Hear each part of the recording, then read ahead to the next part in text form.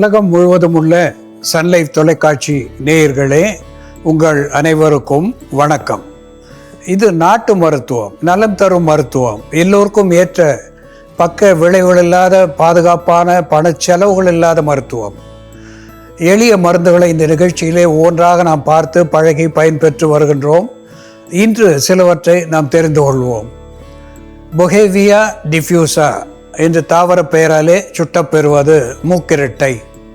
இந்த மூக்கிரட்டை கீரை களவான் கீரை என்று சொல்லுகின்ற பல்வேறு கீரைகளின் கலவையாக கொண்டு விற்பார்கள். அதிலே சேர்க்கின்ற ஒன்றாக இது திகழ்கிறது. தனிப்பட்ட முறையிலே மூக்கிரட்டை கீரையை சமைத்து நாம் சாப்பிடுகின்ற பொழுது மலச்சிக்கல் என்கின்ற கான்ஸ்டிபேஷன் நிலையிலே இருந்து நமக்கு விடுதலை கிடைக்கிறது. மலச்சிக்கலை உடைப்பது மட்டுமல்லாமல் உடலுக்கு பலம் தரக்கூடியதாக, சிறுநீர் தாரையிலே ஏற்படுகின்ற சிக்கல்கள் அத்துணையும் போக்க வல்லதாக, சிறுநீரக கோளாறுகளை நீக்க வல்லதாக, இந்த டயூரிட்டிக் என்கின்ற வகையிலே சிறுநீரை வெளிப்படுத்தக்கூடியதாக, இது பலம் தந்து சிறுநீரக கேடுக்கு சீர்கேட்டுக்கு ஒரு விடிவு தரக்கூடியதாக இந்த மூக்கிரட்டை கீரை விளங்கும் என்பதை சுட்டிக்காட்ட விரும்புகின்றேன். உடலுக்கு பொன்னிறத்தை தரக்கூடியதாகவும் தோலுக்கு நல்ல நிறத்தை தரக்கூடியதாகவும் இது திகழும் என்பதையும் இங்கே சுட்டிக்காட்ட விரும்புகின்றேன்.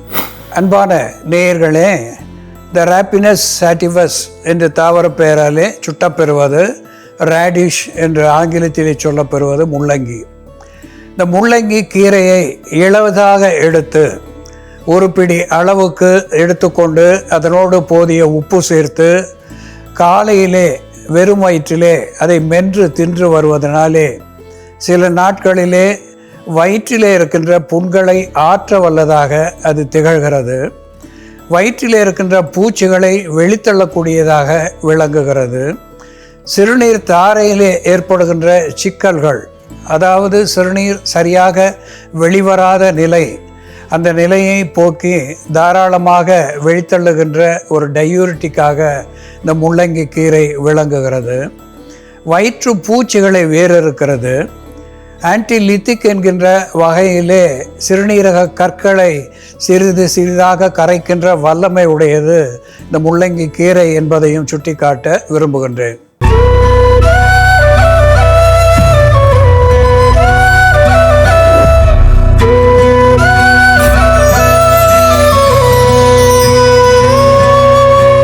அன்பான நேயர்களே, மகோதரம் என்று சொல்லுகின்ற பெருவயிறு, வயிற்றிலே நீர் சேருவது அல்லது கல்லீரலுடைய வீக்கத்தினாலே லிவர் சிரோசிஸ் என்கின்ற நோய்க்கு ஆளாகி வயிறு வீக்கமாவது, இப்படிப்பட்ட நிலையிலே வேப்பிலை ஒரு அற்புதமான மருந்தாகி பயன் தருகிறது.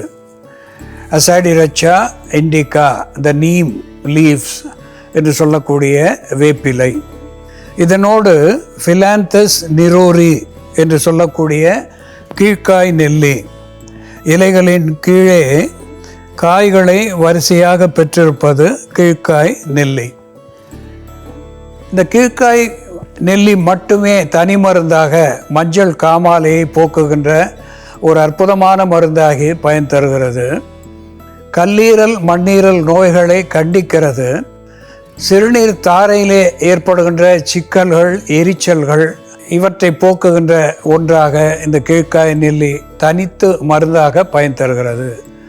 இதனோடு ஓசிமம் சாங்டம் என்று சொல்லக்கூடிய துளசி, துளசி ஒரு anti bacterial, anti microbial, anti fungal, anti viral, anti inflammatory, analgesic, அதோடு கூட இது ஆன்டி அலர்ஜெட்டிக் என்கின்ற ஒன்றாக நமக்கு பயன் தருகிறது. ஆன்டி ஹிஸ்டமின் என்கின்ற வகையிலே ஒவ்வாமை நோயை போக்கக்கூடிய ஒன்றாக உள்மருந்தாக பயன் தருகிறது. ஒரு எக்ஸ்பெக்டோரண்ட் என்கின்ற வகையிலே சளியை கரைத்து வெளித்தள்ளக்கூடியதாக விளங்குகிறது. இங்கே வேப்பிலை, கீழ்காய் நெல்லி, துளசி இவை சேர்ந்து பெருவயிறு நோய்க்கு எப்படி மருந்தாகி பயன் தருகிறது என்று செயல்முறையிலே பார்ப்போம், வாருங்கள். நேயர்களே, நாம இன்னைக்கு கரிசலாங்கண்ணி, கீழநெல்லி, வேப்பிலை மற்றும் துளசி இலைகளை பயன்படுத்தி கல்லீரல் மற்றும் மண்ணீரலில் ஏற்படக்கூடிய வீக்கத்தை போக்கக்கூடிய மருந்து, கல்லீரல் நோய்களால் ஏற்படக்கூடிய உடல் வீக்கம், வயிறு வீக்கம், கால் வீக்கம் இவற்றை சரி செய்யக்கூடிய ஒரு மருந்து எப்படி தயார் பண்றதுன்னு பார்க்கலாம். இதற்கு தேவையான பொருட்கள்: வேப்பிலை, கீழநெல்லி இலை, துளசி இலை, கரிசலாங்கண்ணி இலை அல்லது பொடி. ஒரு பாத்திரத்தில் கொஞ்சம் நீர் விட்டுக்கலாம். இதோட நம்ம கரிசலாங்கண்ணி இலை பொடி 1 தேக்கரண்டி அளவு சேர்த்துக்கலாம். இதோட நம்ம துளசி இலை கொஞ்சமாக சேர்க்கலாம். துளசி இலை நீரேற்றத்தை குறைக்கும். நுரையீரலில் தேங்கி இருக்கக்கூடிய அதிகப்படியான நீரை வெளித்தள்ளக்கூடிய மருந்தாகவும் துளசி இருக்கிறதுனால நம்ம துளசி சேர்க்குறோம். அதோட கீழநெல்லி இலைகள் சேர்த்துக்கலாம். கீழநெல்லி இலைகள் லிவர் செல்ஸில் ஏற்படக்கூடிய தொற்று, வைரஸ் தொற்றாக இருந்தாலும் பாக்டீரியா தொற்றாக இருந்தாலும் அதை சரி செய்யக்கூடிய மருந்தாக இருக்கும். பித்தத்தை தணிக்கக்கூடிய மருந்தாக இருக்கும். இதோட நம்ம கொஞ்சம் வேப்பிலையும் சேர்த்துக்கலாம்.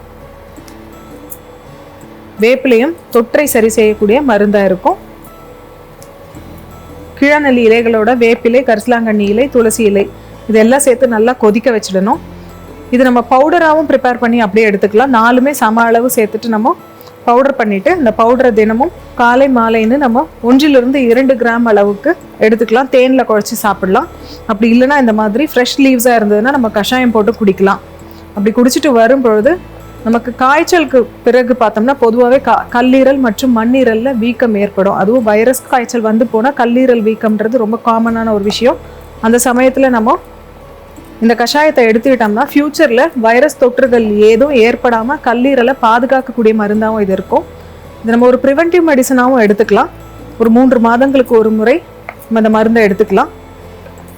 கல்லீரல் பிரச்சனை இருக்கிறவங்களுக்கு வயிறு உப்புசம் ஆகிட்டு வயிறில் நீர் ஏறிட்டு அதனால் அவர்களுக்கு அதிகமாக மூச்சு வாங்குற பிரச்சனையும் இருக்கும். அந்த நீரானது நுரையீரலையும் சுற்றி இருக்கும். இந்த மருந்தை எடுத்துகிட்டு வரும்பொழுது இந்த வயிறு வீக்கம் கம்மியாகும். சிறுநீரை பெருக்கி நீரை வெளித்தள்ளக்கூடிய மருந்தாகவும் இது செயல்படும். இந்த மருந்து இப்போ தயாராகிடுச்சு. இதை வடிகட்டிடலாம். கீழநெல்லி, கரிசலாங்கண்ணி, வேப்பிலை மற்றும் துளசி இலை சேர்ந்த இந்த மருந்தை தொடர்ந்து எடுத்துட்டு வரும்பொழுது கல்லீரல், மண்ணீரல் வீக்கத்தை போக்கக்கூடிய மருந்தாகவும், கல்லீரல் தொற்றினால் ஏற்படக்கூடிய வயிறு வீக்கம், கால் வீக்கத்தை போக்கக்கூடிய மருந்தாகவும் செயல்படும்.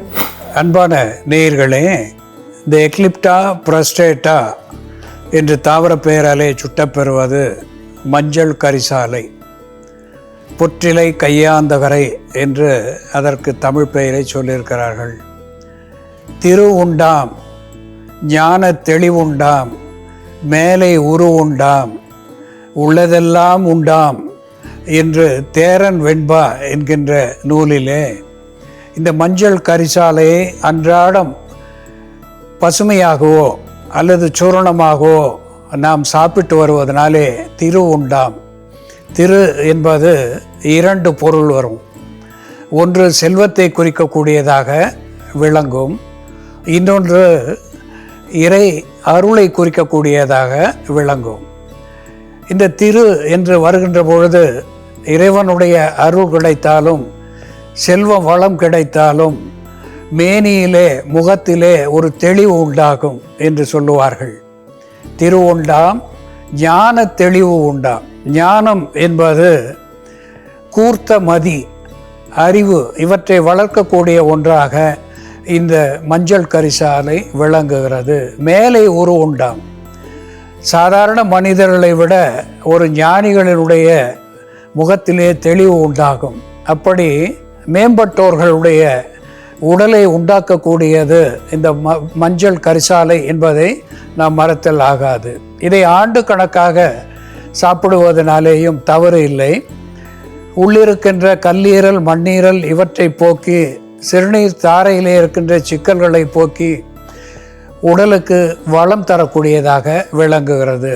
இதனோடு வேப்பிலை, துளசி, கீழ்காய்நெல்லி இவை சேர்த்து ஒரு தீநீராக இங்கே நாம் வைத்திருக்கின்றோம். இதை அந்தி சந்தி என்று 2 வேளை பருகி வருகின்ற பொழுது மகோதரம் என்று சொல்லுகின்ற பெரு வயிறு, கல்லீரல், மண்ணீரல் வீக்கம், வயிற்றிலே நீர்த்தேக்கம், வாயு அதிகமாக சேர்ந்து வயிறு உப்புசம், த ஃப்ளாட்டுலன்ஸ் என்கின்ற நிலை, இவற்றையெல்லாம் போக்கி சிறுநீரை தாராளமாக வெளித்தள்ளி உடலிலே சேர்ந்திருக்கின்ற மாசுக்களை வெளித்தள்ளுவது மட்டுமல்லாமல் மலத்தையும் ஒரு மைல்டு லாக்ஸேட்டிவ் என்கின்ற நிலையிலே வெளித்தள்ளி உடலிலே இருக்கின்ற அழுக்குகளை அகற்றி உடலுக்கு பலத்தை தருகிறது, நலத்தை தருகிறது.